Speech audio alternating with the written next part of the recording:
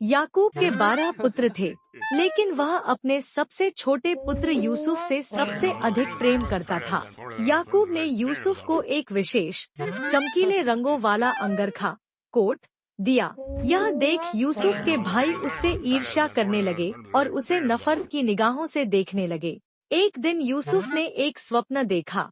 उसने अपने भाइयों से कहा, मेरे स्वप्न में हम खेत में पूले बांध रहे थे और तुम्हारे पूले मेरे पूले को दंडवत कर रहे थे। यह सुनकर उसके भाइयों को और भी क्रोध आया। कुछ समय बाद यूसुफ ने एक और स्वप्न देखा। उसने कहा, सूर्य, चंद्रमा और 11 तारे मुझे दंडवत कर रहे थे। यह सुनकर उसके पिता और भाई दोनों चकित हुए। उन्होंने पूछा, क्या तू यह कह रहा है कि तू हम पर राज्य करेगा? एक दिन यूसुफ के भाई अपने भेड़ों की देखभाल के लिए खेतों में गए हुए थे। यूसुफ जब उन्हें देखने आया तो उन्होंने उसे दूर से देख लिया और आपस में योजना बनाने लगे।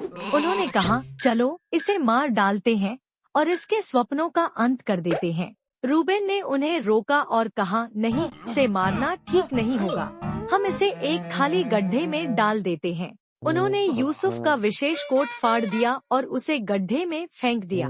उसी समय इश्माइली व्यापारी वहां से मिस्र की ओर जा रहे थे। यहूदा ने कहा, क्यों न हम यूसुफ को इश्माइलियों को बेच दें?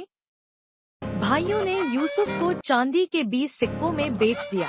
इसके बाद उन्होंने यूसुफ के कोट को बकरे के खून में डुबोया और अपने पिता याकूब को दिखाया। याकूब रोने लगे और बोले, मेरा बेटा मारा गया।